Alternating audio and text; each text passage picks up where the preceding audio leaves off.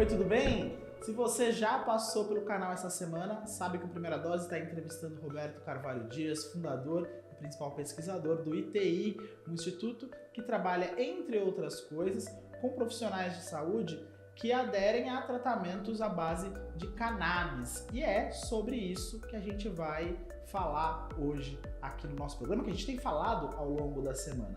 Na segunda parte dessa entrevista, Roberto, eu vou novamente agradecer você pela presença, está sendo muito bacana.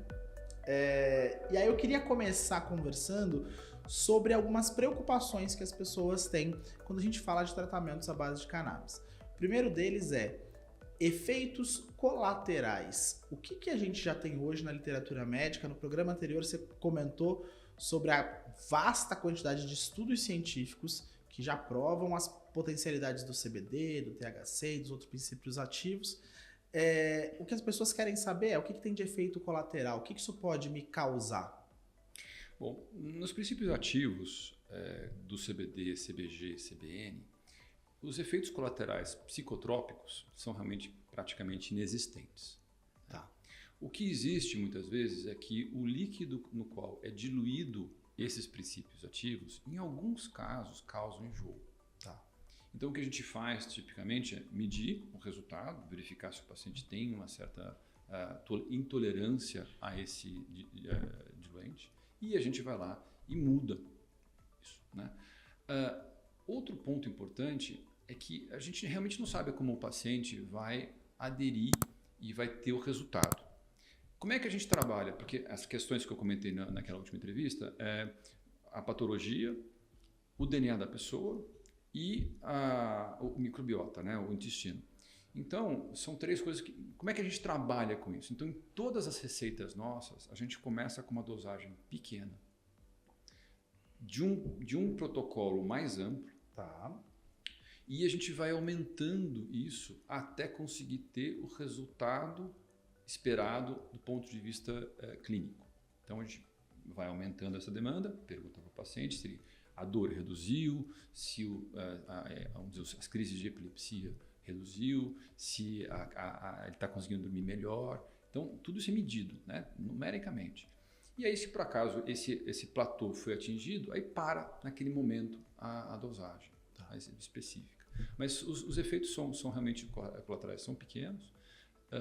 E existe também uma questão só de questões de se você está tomando algum tipo de remédio, né, e com outro, aí a gente consulta nosso farmacêutico para verificar as interações medicamentosas, né? Então pode haver, mas é importante, dentro do tratamento médico natural, que isso seja verificado, é isso?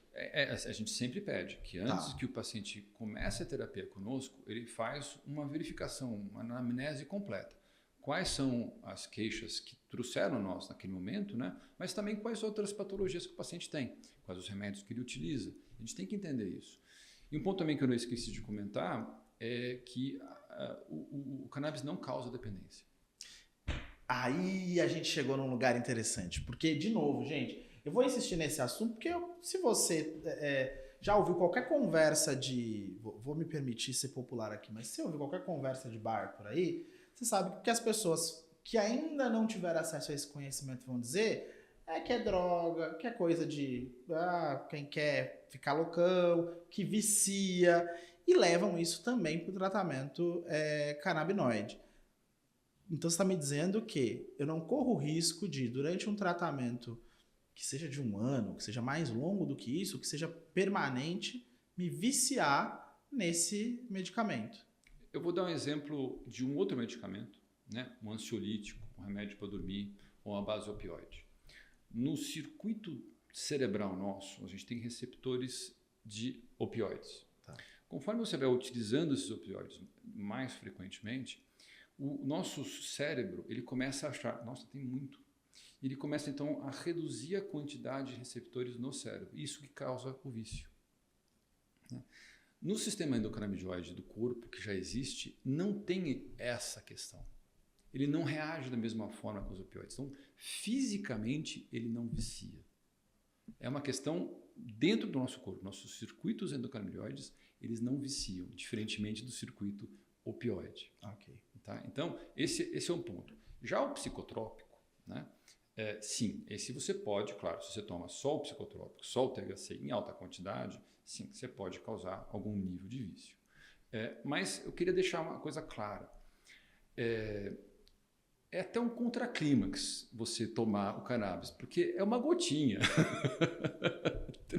Você está esperando, alguma coisa. Assim, tipicamente ou uma gota, ou um rolon, ou é algum creme. Entendeu? Então, assim, a gente quando trabalha com dor, um pouco pode ser oral e um pouco local, onde tem a dor. Né? Você aumenta o efeito da terapia. Pode ser um creme, um óleo em formato Rolon, que tem muito hoje em dia. Isso. Então, assim, você esperar aquele barato, não vai ser aqui. Está esclarecido para vocês? Então, por favor, hein?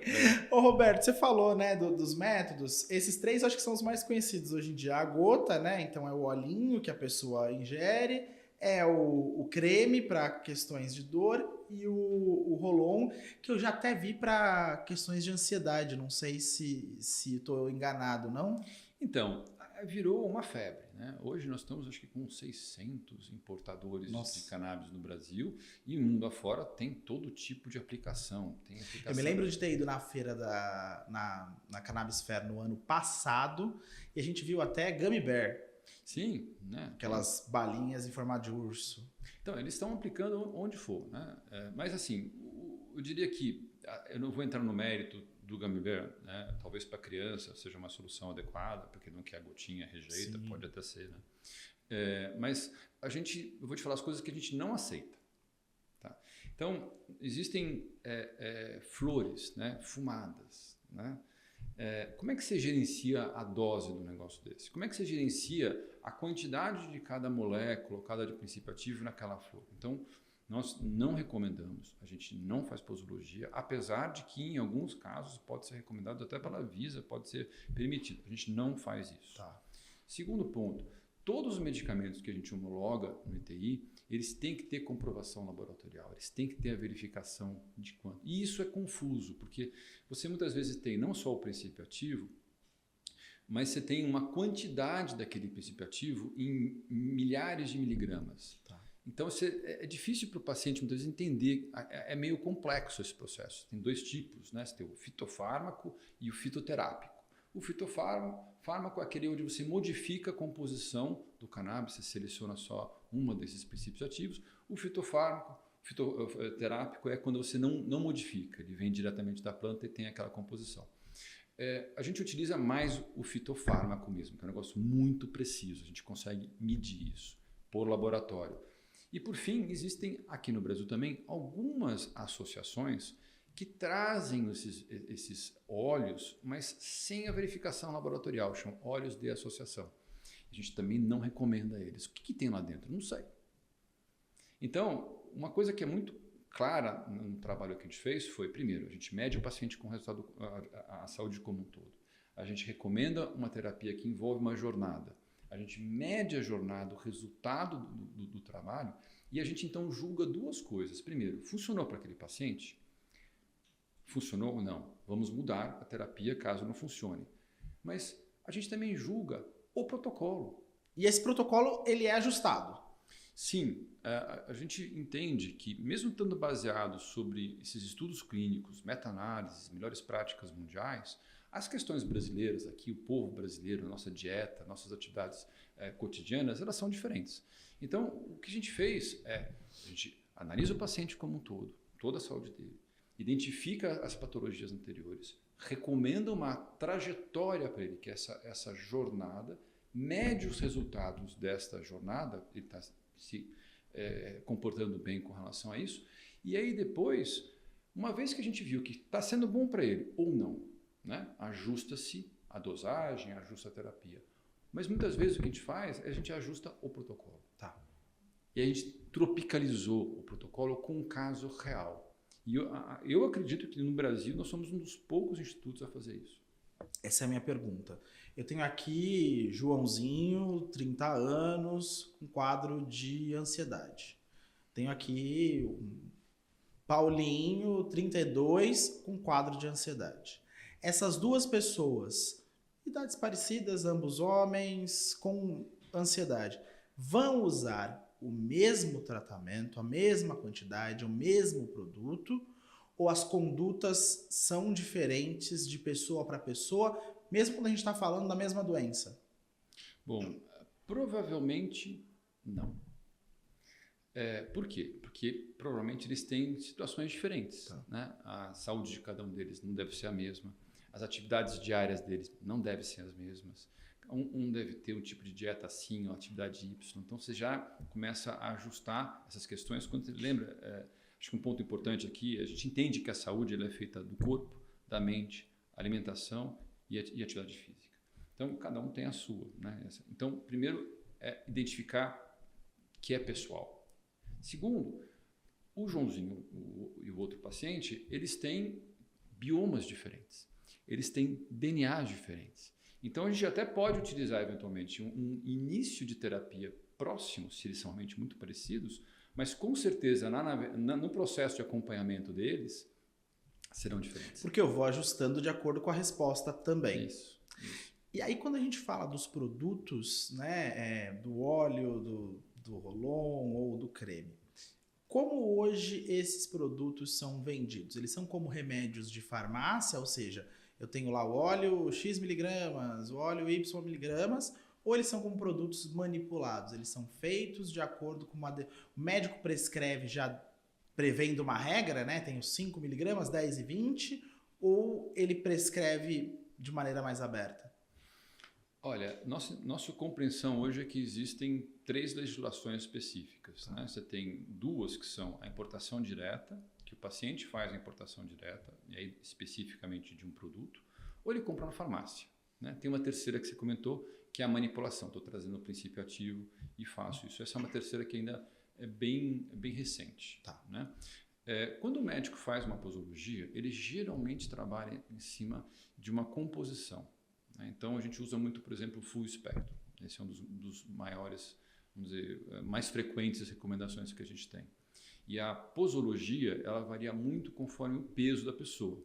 Então, além disso, a gente tem geralmente 0,5 a 2 miligramas por dia por quilo. Tá. É mais ou menos a variação. E depende de novo, a gente começa com uma taxa menor, acaba com uma maior, dependendo do peso, dependendo da patologia e dessas questões que eu comentei. Então, aí se por acaso a gente recomenda para importação, que hoje em dia é mais barato a importação. Os impostos brasileiros são fogo, né? Então a importação vem sem imposto, é bem mais barato. Acho que é uma coisa de umas 4 vezes mais barato. É bem mais barato. E aí, pensando nessa posologia, vou usar de novo o exemplo do ansioso. Ansiosos, estamos juntos, me desculpem. Estou usando o exemplo do ansioso, usando o meu próprio exemplo. Então, o ansioso está lá e ele recebeu lá uma posologia X, está com o óleo dele. Ele falou, hoje eu estou um pouco mais ansioso, eu não vou tomar 2 gotas, eu vou dar uma estilingada aqui. Tchum! Qual é o risco da superdosagem para esse tipo de medicamento? Como eu te falei, o risco não existe se for pontual, né? E até esse tipo de terapia, onde você vai tomar 1 ou mais gotas naquele dia, ele não funciona dessa forma automática. Tá. A velocidade de incorporação do cannabis no corpo, ela é lenta. Esse talvez seja uma das coisas mais diferentes, né? Você vai tomar um ansiolítico, o resultado é na hora. Tarja preta é imediato. É na hora, né? Inclusive a gente usa no hospital ansiolíticos e não cannabis, né? Porque a gente quer o resultado na hora. Agora, para tratamentos mais longos, a gente realmente espera um período de 1 a 3 semanas para a gente ter uma ativação plena do paciente em cima daquela dosagem. Ou seja, não tem um risco como a gente tem. Eu estou perguntando isso para tentar comparar com o tarja preta, por exemplo, né, do tratamento de depressão e ansiedade. Não tem um risco como a gente tem quando a pessoa vai vou usar esse exemplo. A pessoa vai tomar um Rivotril, ela toma, em vez de 1, ela toma 8 e ela pode parar no hospital com uma intoxicação medicamentosa. Nesse caso, o risco é muito mais baixo de cenários como esse. O de overdose é praticamente inexistente. Interessantíssimo isso. Agora, o que a gente recomenda como terapia auxiliar são, o termo em inglês, tá? Chama hacks.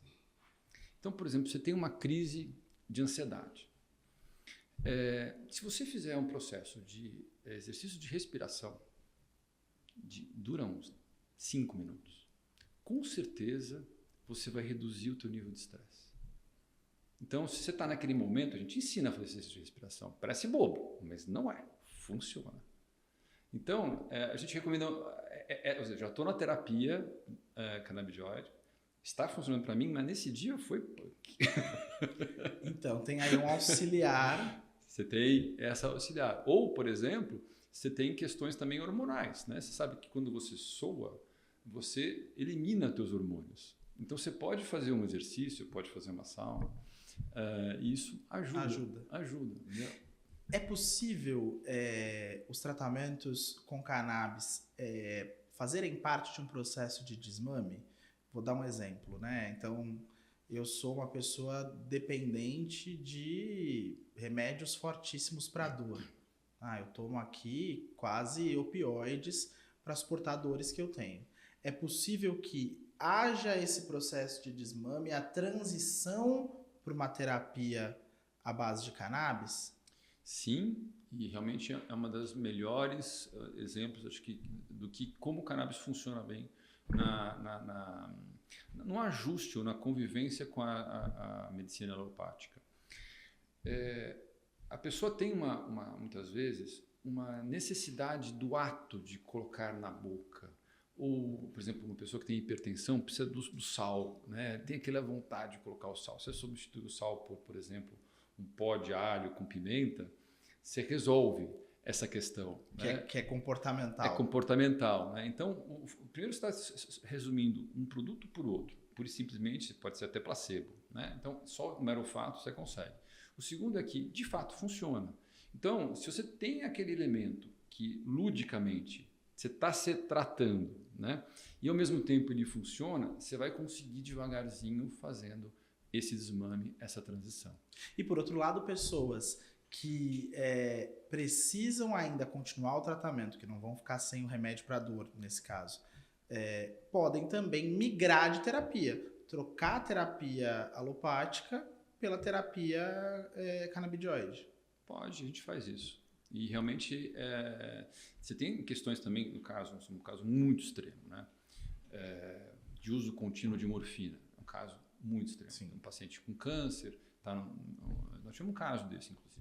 Não posso falar nomes, obviamente, mas a gente teve um caso de um paciente terminal de câncer que estava prostrada na cama e com uma bomba de morfina ligada na coluna.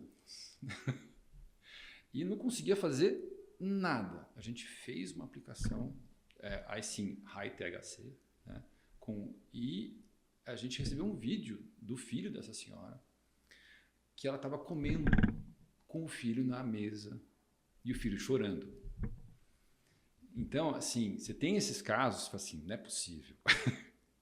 Assim, nem era placebo, porque ela estava prostrada, nem sabia Sim. que ela estava tomando a morfina. O canabidioide. Não sabia. E ela voltou à consciência, infelizmente ela evoluiu realmente para óbito, mas ela teve uma jornada muito mais humana. Muito menos dolorosa naquele momento. Muito legal. Eu sei que você deve estar se perguntando aí, beleza, então a gente já falou das possibilidades de tratamento, né?